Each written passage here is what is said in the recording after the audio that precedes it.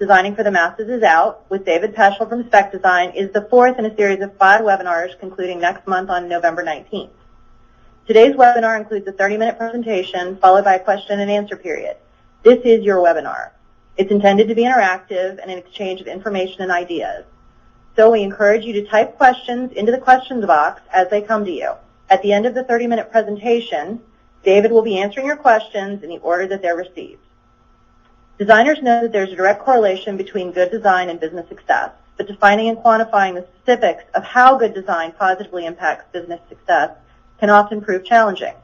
This series is designed to shed light on the interconnectedness of business and design and how you can transfer your design skills into the business world.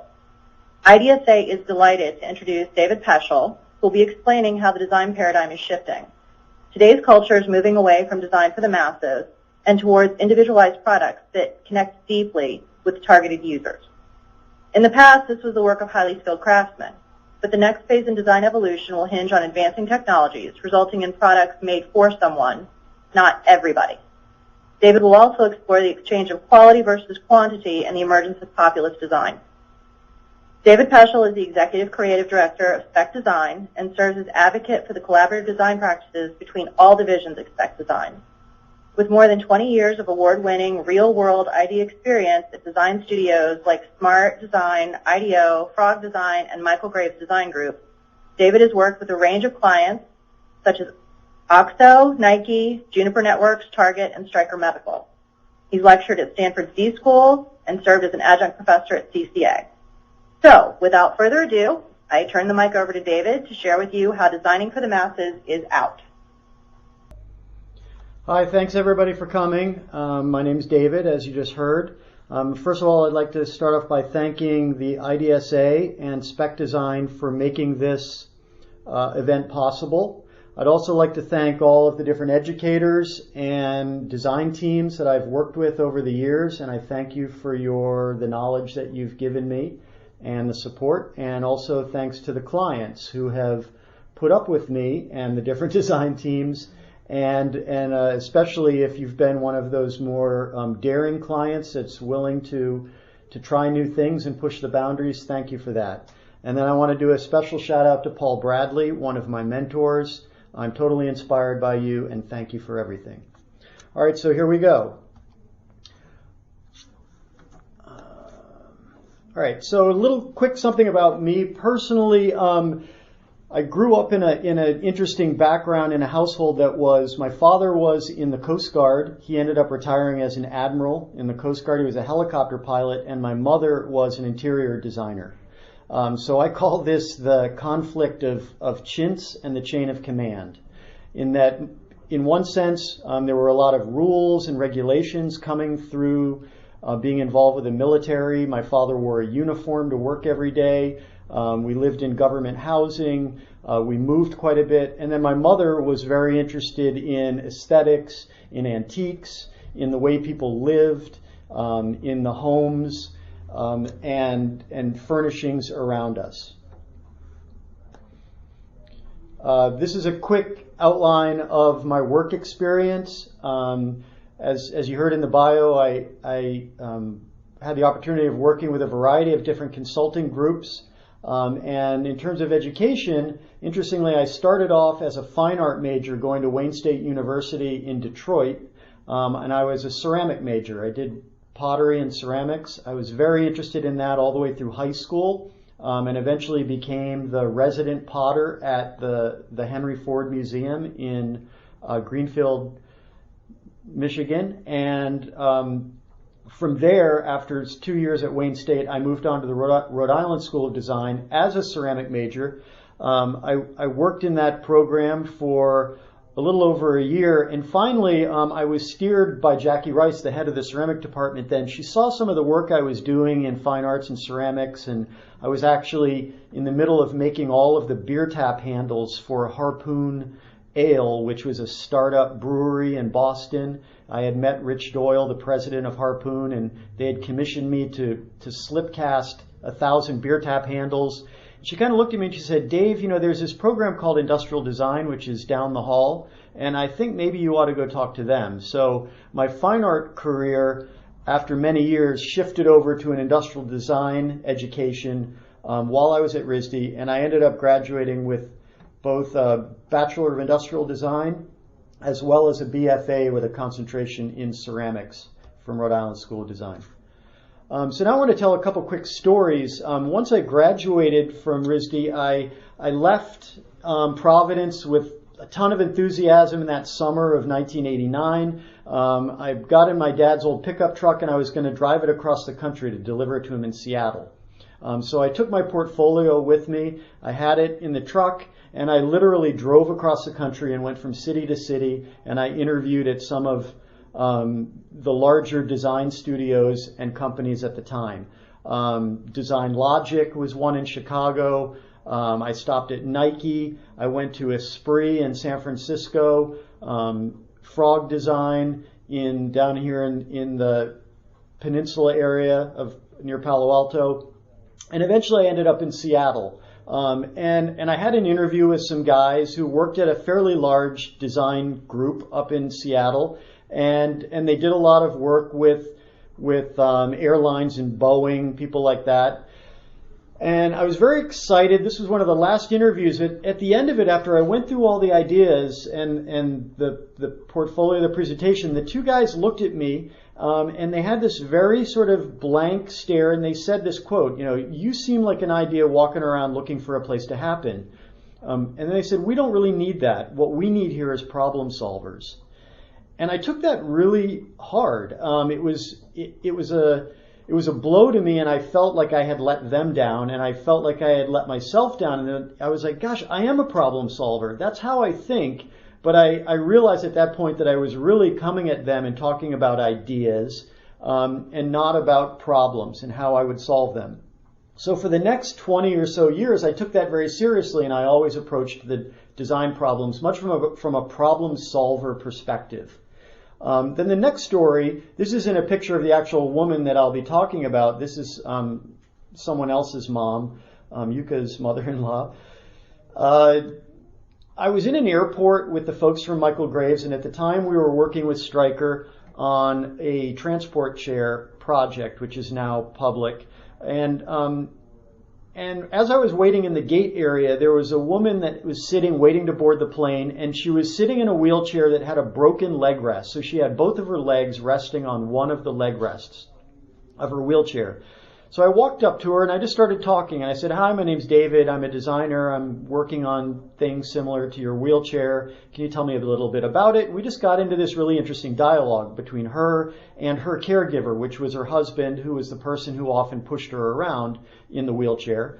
And we started talking, and it was very great talk. And after about 15 minutes, we were going to board the plane, and I said, "Okay, so before you go, let me just ask you a question. If you could have anything done to your wheelchair, or you could have the best wheelchair in the world, what would it be?" And again, her wheelchair was broken, her leg rest didn't work, it was old, it was worn out, and she just looked at me kind of with this, this introspective glare, and she said, "If I could have anything I wanted for a wheelchair, it would say New York Giants on the back of the seat." And it just struck me, that how unique this was, that here was a person who's immobile pretty much, really dependent on this piece of equipment, and to her, the ultimate would be a wheelchair that would express her interest in a sports team and her passion to communicate that to the rest of the world. It wasn't about ergonomics, it wasn't about comfort, it was really about her personal expression. So that then struck me as sort of the opposite of those two gentlemen that told me that they didn't need ideas, that they needed problem solvers. So this talk then really comes out of those two experiences and how I think we can use both of them together to do new design and think toward the future. So in the 25 plus years of designing, I ask myself often, what is good design? And, here's some pictures of items that I've had the opportunity on working on with the different design teams in different companies, and all of them, most of them have received some type of an award or have done well in the marketplace. And when I think about those different items, or I think about just the term good design, words like this come up to me, which appropriate, beautiful, clever, functional, innovative. And those are all great, and I think they do provide, if you can achieve those different qualities in a design, you most likely have done a good design. But now I'm starting to think deeper about, maybe it's because I'm getting older, or I'm seeing more and more good design out there in the market, and I'm wondering, okay, so what makes a really great design, or what makes a design classic and enduring? What makes a design that lasts over the ages and through time, where people tend to still appreciate it and buy it and use it, and it doesn't necessarily need to be dropped, and we move on to something else. So when I look for words that start to articulate what an enduring classic design is to me, words come up more like memorable and meaningful, timeless, enduring, important, and provocative. So these words are, it's a subtle difference between the words for good design, which are listed below those.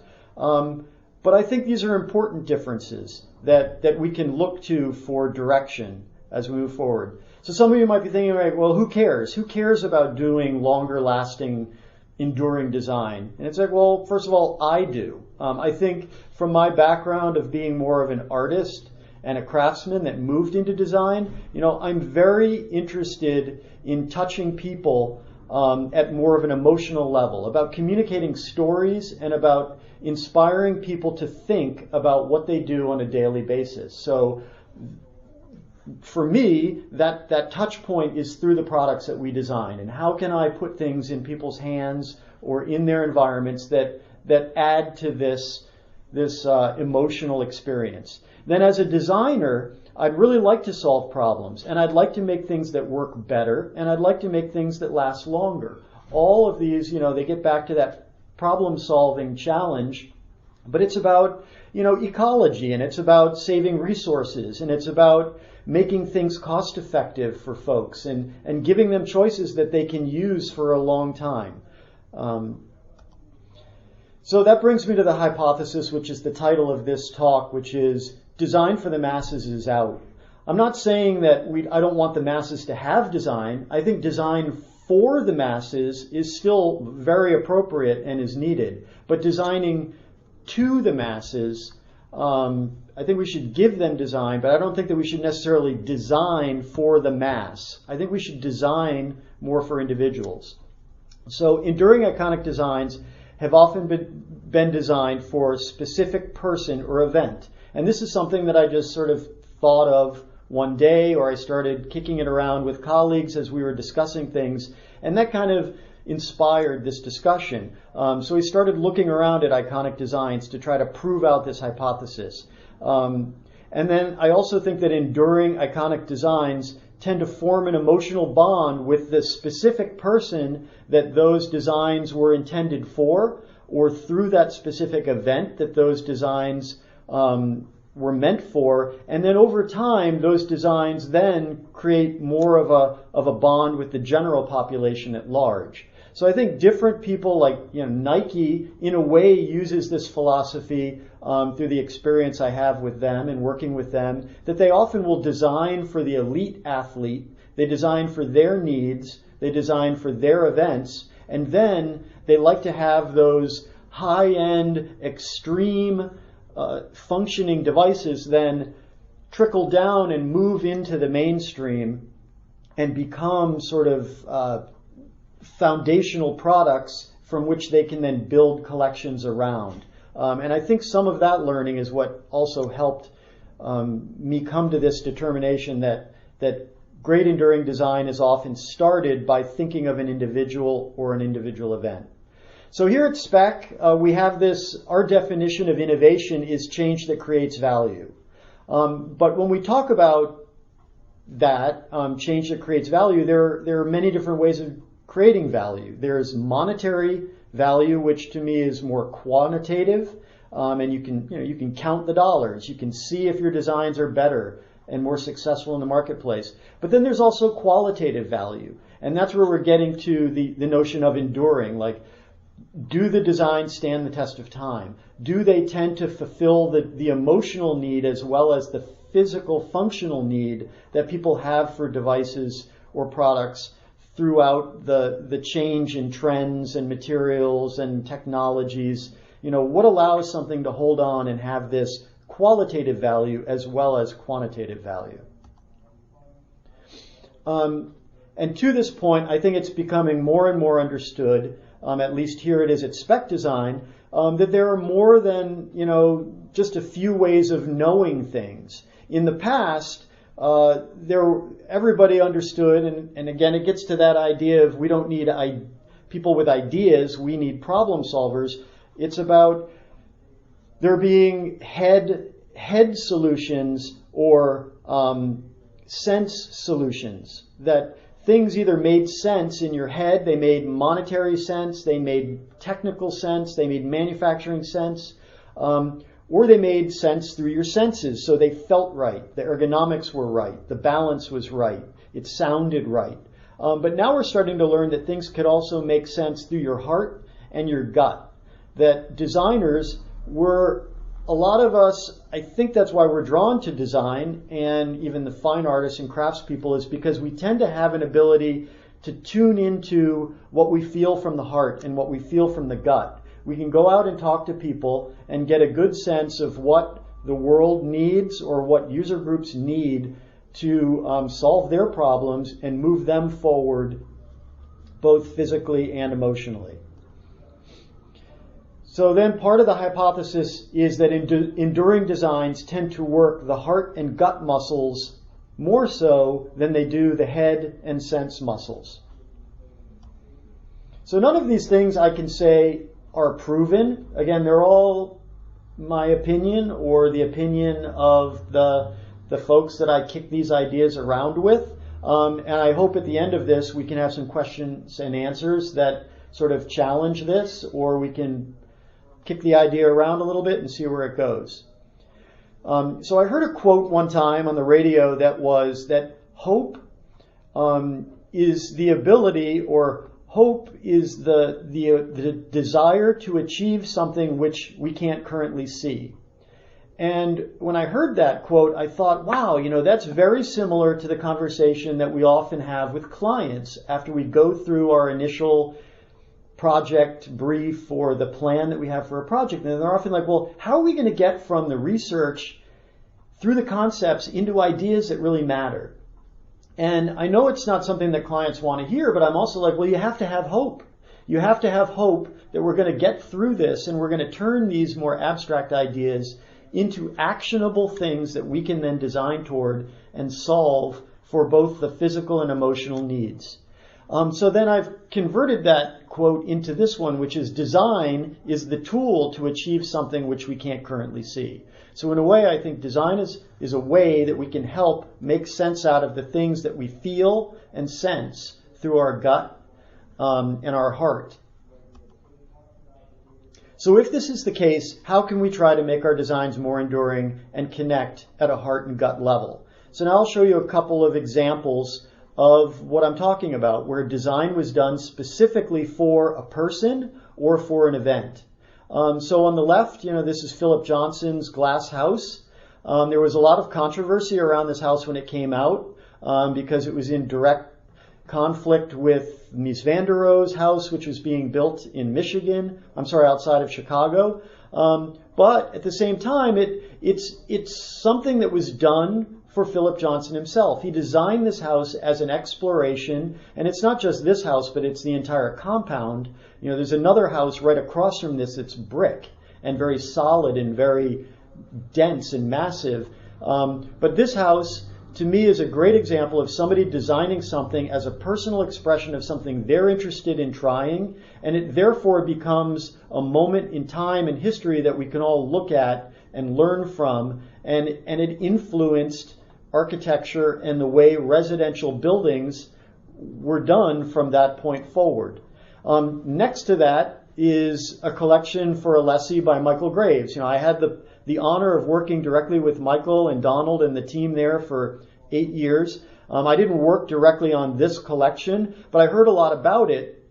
And although this collection wasn't designed specifically for a person, I've been told, but the collection before it the tea service that was part of the folly or the exhibition that Alberto Alessi commissioned by several architects was very much done as a personal exploration between Alberto and the team of architects that he commissioned to explore the notion of service settings, the tea ceremony. And then I think what Michael was able to do through that learning is transform the breakfast ritual from what to many was the simple act of putting a pot on a stove and boiling some water in a small saucepan into the celebration of the day and the morning, and the courage that he had to actually put a whimsical item like a bird on the end of a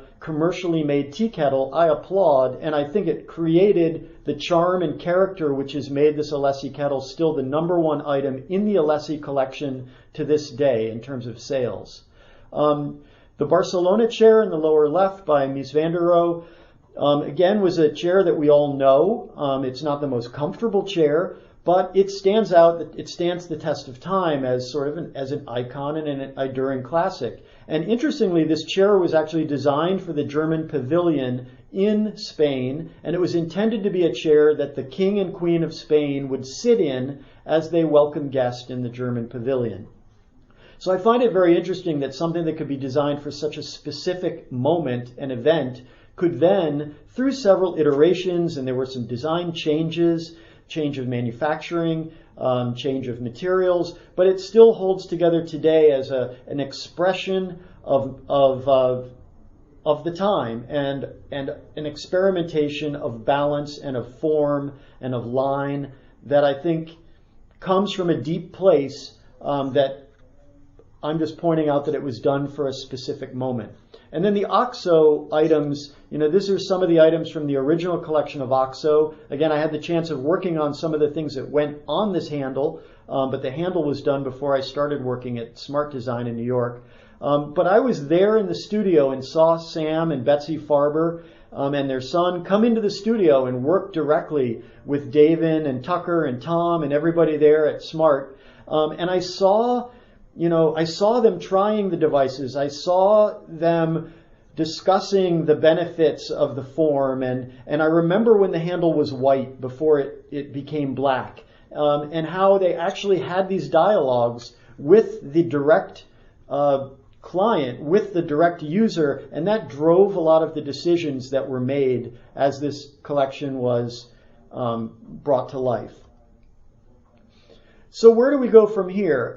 If broad, long-lasting appeal can be driven by this bespoke design intent, and technology is allowing us to do just about whatever we want right now, meaning, we're coming to the end of terms like undercut, and that's not possible. Really, with the right minds and the right manufacturers and the right machinery, we're pretty much able to do just about whatever we want. The one interesting thing, and I'm not going to get into this right now today, but the one place that this argument starts falling apart that I have about bespoke intent is when you start combining objects that have software, embedded software and technology, as well as the hardware. Most of the examples that I showed on this slide, actually all of them, none of them have a technology component that's driven by a screen or technology. So that's something that we could discuss, or that's something that I look forward to seeing in the future,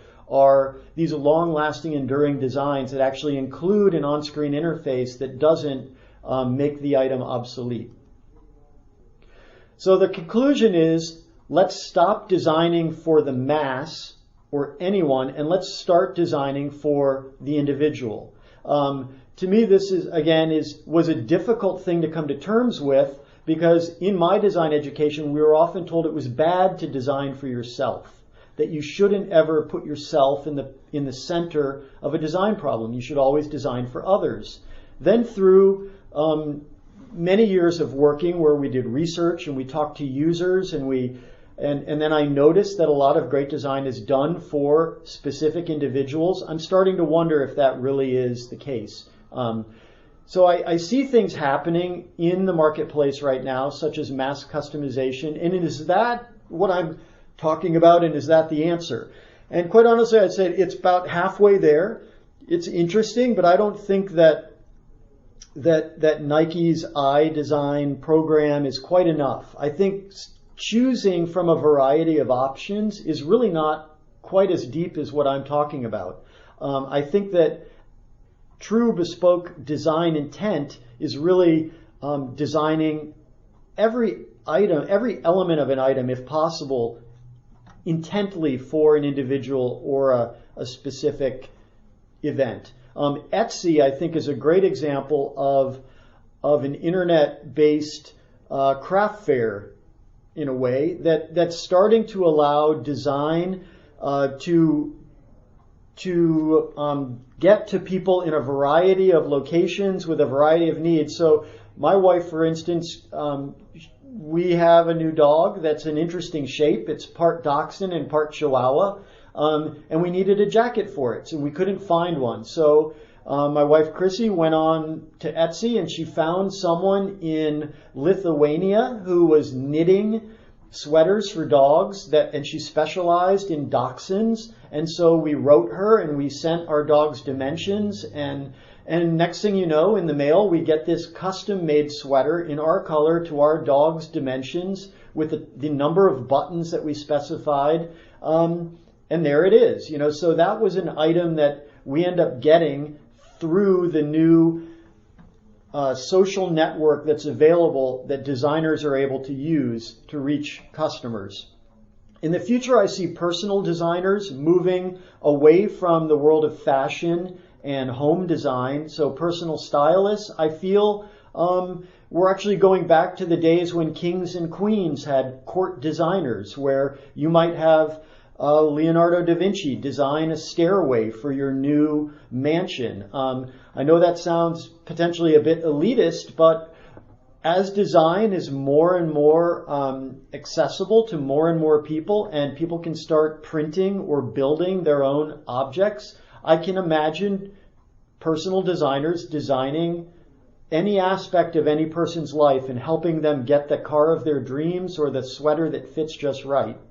Then AI platforms, I think, are something that are interesting and starting to pop up more and more. So the ability to design websites or scrapbooks or things that are almost automatically generated dependent on the parameters that you specify and the content that you provide, and then it starts taking those inputs and generating designs that it thinks are going to be appropriate to you. So again, this is sort of like mass customization. It's part of the answer, but then I think personal designers could take these beginnings and start then tweaking them and tuning them to really have them be driven more at a personal level for the individual. I don't know that every individual is quite ready yet to, I don't know that my mom and dad are ready yet to take AI platforms and mass customization and really work with it. Maybe designers need to be the go-between for the next year or two to help people understand the power they have to design items for themselves or control what's around them.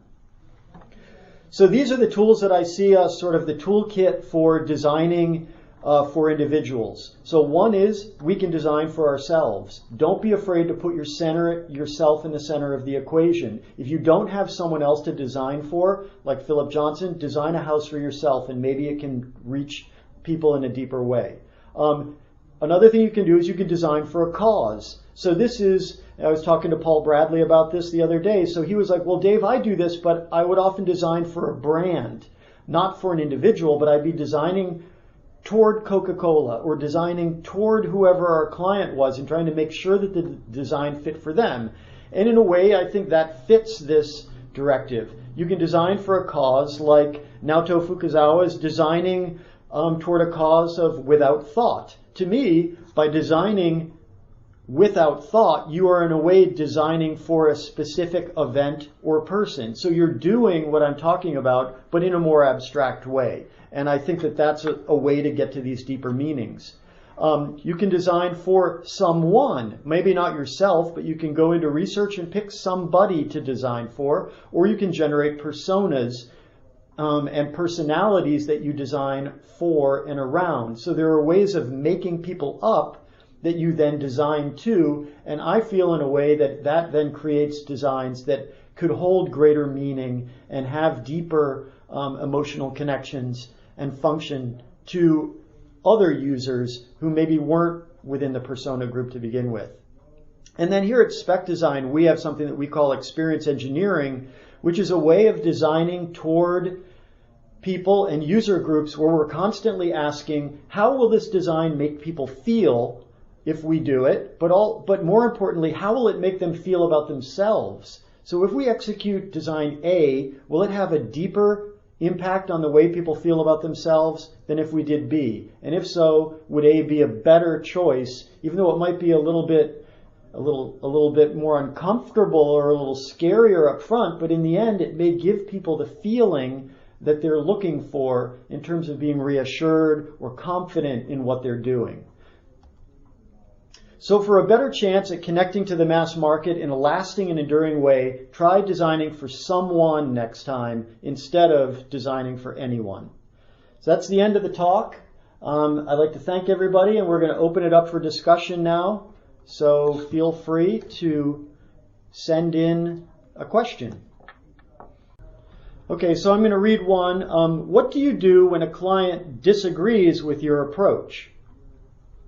All right, well, first thing I would say is I don't think that there, in the design process, that there are really any right or wrong approaches. The one I'm offering up is just an approach, and something that I'd like to get dialogue and discussion about. So the first thing I would do if somebody said, well, I don't agree with your approach, well, I would turn that around and I would say, well, what is your approach then? And I would try to learn from that, because again, that's part of what they're personally looking for from this design experience. So if I'm going to design directly for that client, then I want to know what makes them tick. And I want to understand what it is that they think is important about that.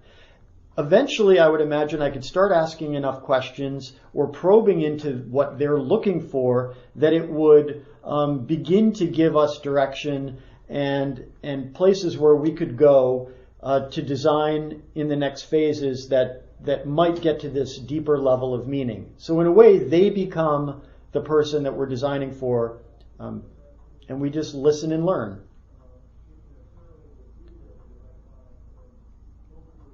Okay, so the next question I have here is, do you think there's still any place for mass design that appeals to everyone?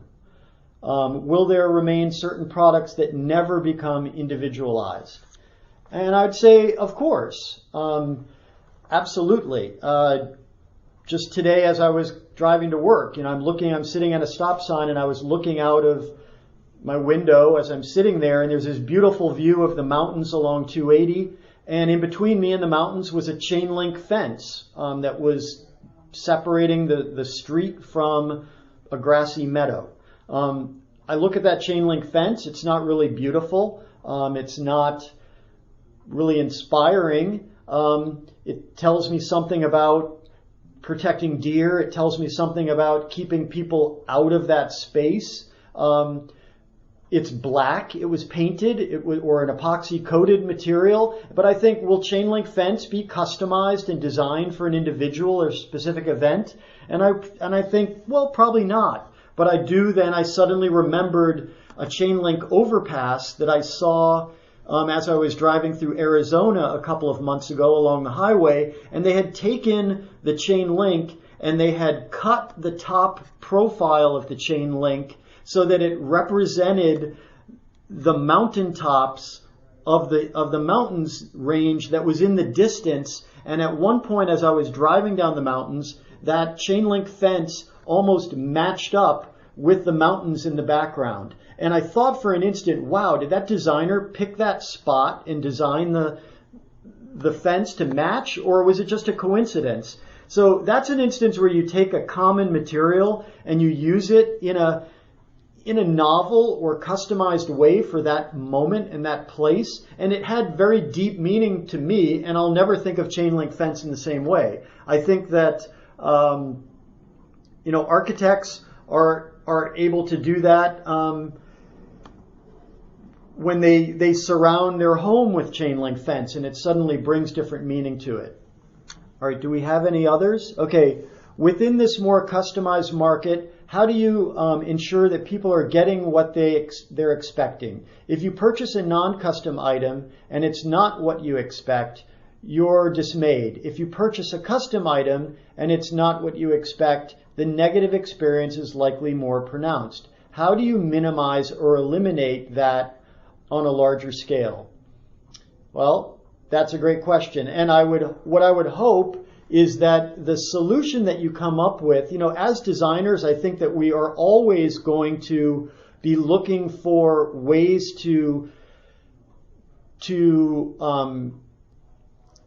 temper the customization so that it would be appropriate to a larger audience. So that means trying to make something, and I think OXO Good Grips is a great example of that, where it's a handle that did appeal to Betsy and Sam Farber. It did address her arthritic condition. It helped her with the grip. At the same time, I think the team there was looking at a handle that wasn't necessarily too medical looking. They were interested in using a new material, which was Sanaprene at the time, which is coming out and was a new food safe material that was injection moldable. So they were interested in many things at the time, and those all came together to make an item that, while addressing the Farber's needs and desires, it also was opening it up to a broader appeal. So I think we just have to try to look at both as we're designing. Here's another one. What's the process for identifying head and sense feeling versus heart and gut feelings? That's a great question. And it reminds me of an example. A colleague of mine, Ant Creed, once described this in a meeting while I was at IDEO. He was talking to somebody about designing irons while he was at Philips. So these are hand irons for the ironing market in Europe. And he said that while they went out and did research, they didn't do a lot of research about, or they did do general research where they were looking at how people ironed, where did they keep their irons, where did they actually do the ironing during the day. But toward the end of the interviews, they started probing people around questions about, well, what is it about ironing that you really need? What is it about ironing that makes you happy? What is it about ironing that delights you? Or what is it about your current iron that you don't like, not in terms of style or function, but really what's it not giving you? And people started talking about a lot of things revolving around speed.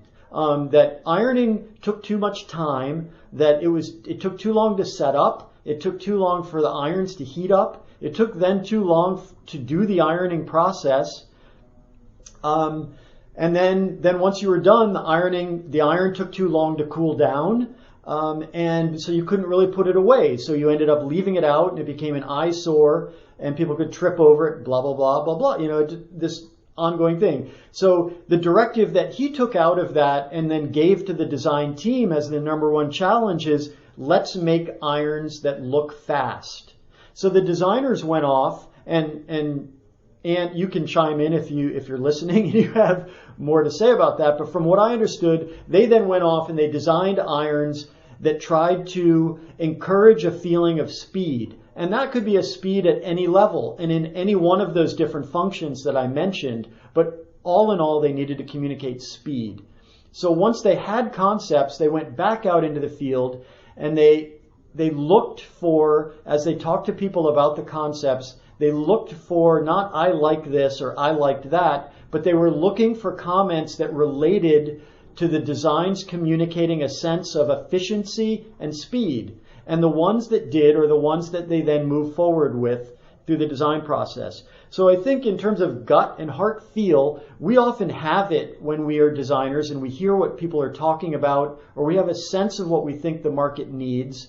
But if you get more of an emotional take from consumers and users about what they need from products at a heart level, at a gut level, and not just, well, I want one that's less expensive, or I want one that doesn't hurt my wrist.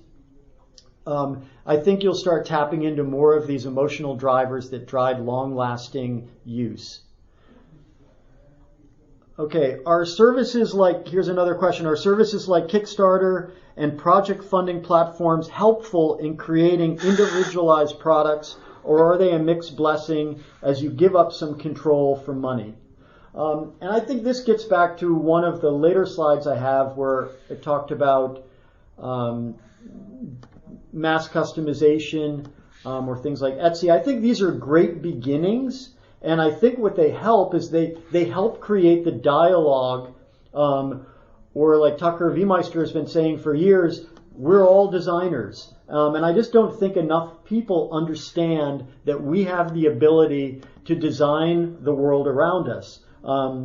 So I think any sort of crowdsourced platforms where people can get behind what they think are good designs and what they think are good new architectural platforms or initiatives is a great thing. The responsibility then falls on us as the sort of alchemists of this data and all of this information is what do we then do with it? How do we then convert these raw ideas into great, valuable, value-adding designs? Things that have both quantitative and qualitative benefit. I think Quirky, in a way, is going through some of this growing pain right now, where some of the ideas that they get, I think, are great ideas, but then at the same time, they end up, I'm not trying to put down Quirky at all. I love what they're doing, but some of the ideas sort of tend to be driven by a mass populace approach, and they're a little commodity. They don't feel connected enough to me. And I often see some of those items in the TJ Maxx checkout lane or places where I see products that I feel like, quickly found the end of their run in a retail environment and didn't sell well or are on clearance. My experience of working with Target is when things are on clearance, it means they didn't do that well. So that's always a signal of enduring design to me and what worked and what didn't work. And then, how does your background in fine art influence your day-to-day work? I think I went through that a little bit at the beginning of the presentation, and then I think there's just a balance of allowing your personal ideas and your personal, we as designers, I think, we're like big hard drives walking around out in the world where we look, we read, we listen, and we capture and we store all of this information inside us. And then when we're given design problems or we talk to people with deep needs, I think we then start referencing all of this information that's stored inside us, and we start putting it to use in the form of concepts and the form of designs. I feel like that's why brainstorming is such a great tool, because in a way it's accessing these hard drives in a very unbiased way, and it's allowing people to just dump the subconscious connections that they've made as designers and artists and out into a creative environment, and then it's up to the leaders of that brainstorm to sort of make sense of those ideas and try to run them through the proper filters like experience engineering that we use here at Spec Design to make sense and to try to turn those raw ideas into really valuable designs for our clients. So as artists, I think they have the freedom of just seeing, digesting, and then throwing those ideas back out at people in whatever form they like. Sometimes they're very controversial and very provocative. They don't try to always temper the expression the way designers do, but I'm seeing through the use of technology and mass communication, what the internet's providing, I'm seeing definitely a convergence of the design world with what I feel is the art and creative craft world. I think they're crashing together at an accelerating speed, at least in my mind, and there's a real great opportunity to start collaborating more with creative thinkers, artistic design thinkers, sculptors, writers, poets, and how can we take that thinking and use it in design of products and environments to make more meaningful, lasting design and experiences for people around us. So I think we've got 5 or 15 minutes left. If we have any last questions that want to come through, I'd love to take them. Okay, so what advice would you give to your younger self or someone just starting out when facing rejection? Well, in my career, I've had the opportunity to work at a lot of great design offices, and I thank all of the people that gave me those chances. At the same time, I've been rejected from several design opportunities. I remember sitting in that same cross-country trip. I interviewed at Nike with Tinker Hatfield and the team there. It was a very small group at Nike at the time, working out of small industrial buildings. And I blew that interview in a big way. And I look back because I don't think I really clearly understood yet what value I, as a thinker and a designer, could bring to a project and to a program. And at that time, I think I really was talking more about blue sky ideas, and I was an idea walking around looking for a place to happen. And I didn't understand how that idea at the time could relate to the designing of shoes. I didn't yet understand that Nike had their eyes and visions on fully integrated product systems that included software and hardware, and that they were interested in clothing and devices and helping people stay fit, and that they were going to build environments like Nike Towns that would give people this incredible sense of performance and the way a brand could transform. At that time, museums, were the place you went for an experience, not a retail environment. So they really, blew me away with what they did with Nike as an expert in designing shoes and prototyping shoes. So I would say, as a young designer, look around, try to figure out how your strengths can be used toward the momentum of where the different partners that you're trying to work with, either the clients or the places where you'd like to try to work. How can your skills best enhance what they're doing? Ask them what they have in mind 2 years out, 3 years out, and try to think of how you might be able to contribute to that momentum and that place. Okay, here's one last question. What techniques do you use to get the user needs, insights of the targeted consumer? That's a great question. So there are a lot of different tools that we use, and in experience engineering, a very important tool is journey mapping, where you start breaking activities down into manageable chunks. So if you have a very complicated task, such as going on vacation, this is one that we used to use at Michael Graves while I was there. If you're going on vacation, there are all these different elements to that.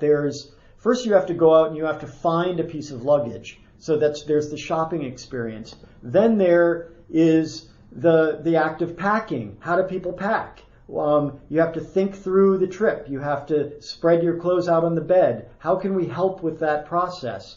Then you have to get all the stuff into the bag. Then you've got to get that bag into your car. Then you've got to get from your house or your apartment to the airport. How does that happen? Are you in a cab? Are you in your car? Are you in a bus? Where does your bag end up going? Are you separated from your items? These are all opportunities to start digging into people about, where do you feel anxiety about the process? Where do you feel a lack of control? Where do you feel really confident? Where do you feel like your luggage or your bag could give you more than it's giving you right now? Where are you feeling like you want New York Giants to be communicated to everybody that you encounter in that trip? Where are you looking for those moments of self-expression? Where are you looking to be anonymous? Where are you looking to not stand out and just have your bag be as quiet and simple as possible. So all of these different pushes and pulls are opportunities when you start doing research. If you can pick the problem apart and start talking to users about the different elements and the different moments of that process, you'll get an unbelievably rich amount of information about how you can connect more deeply at a gut and heart level to your user. Okay, and one more. With new technology, integrated computer, touchscreens, and looking at iconic or long-lasting design product, do you think high-end technology in the long run will stand as long as, say, a 1957 Chevy, or something hard and fast can be brought back to life after many years of love and uses? That's a great example. And it's something I'm looking for. I'm looking for examples of where technology, or there is a technology that hasn't made something obsolete, right? So I have a 59 Chevy, believe it or not. It's the first car that I was given by my great-grandmother when I was 16 years old. And frankly, it sits in my garage now, and I don't use it a lot because it doesn't have anti-lock brakes. It doesn't have seat belts. It doesn't have even seat backs that lock into position. So if you slam on the brakes, the seat backs flop forward. It has a metal dash. It doesn't have power steering. So I don't feel safe in driving it, and I don't feel like it's safe for me in terms of bringing it out on the road and endangering the lives of those around me. So I've heard that there are companies doing things now where you can send them your classic car and they'll upgrade it and they'll put new electric technology in it and make it an electric vehicle. They'll make it safe. They'll put airbags in it. They might put a stereo in it. So I think there are ways for me to maintain the love and the history that I feel for that car, but would bring it up to date. The question is right now with me is, can I afford that? Or is that service available to me now? I think I could have it done. The question is, how accessible is that? So that might be our design challenges. How do we bring updating older products with new functionality to the masses in terms of expense? So my iPhone updates all the time through software updates. My computer now starts to update itself too. So I love the fact that I don't have to update my hardware as often as we used to have to, that the hardware is capable of lasting longer and longer until it just isn't possible, and the company needs to move forward with a new connector so that they can then get more functionality or a better camera or something else into a device. I understand at some point trade-offs have to be made and the hardware has to change. But I love the fact that more and more companies are trying to let products last longer through remote updates through the software and firmware. So I think that's it. IDSA, if you want to close up, I thank everybody for coming and appreciate the time. Thank you so much, David. So that does wrap up our question and answer period. Thank you, everyone, for attending. Keep an eye out for a follow-up email from IDSA that will include a very, very brief 3-question survey about the webinar. Your answers are really important to us, and we will be using them to determine content and direction of future webinars. So please just take a minute to give us your feedback. You'll also be receiving information about accessing today's complete webinar online at idsa.org. We hope you join us for the next installment in Good Design Equals Good Business. That is called Constrain to Create, Why Parameters Boost Design Creativity, and will be on November 19th at 1 p.m. with David Strum, who is the Senior Vice President, Product Design at Michael Graves Design. Strum will explore how design constraints can actually inspire creativity. So thank you all for joining us, and we hope you have a great day. Bye-bye.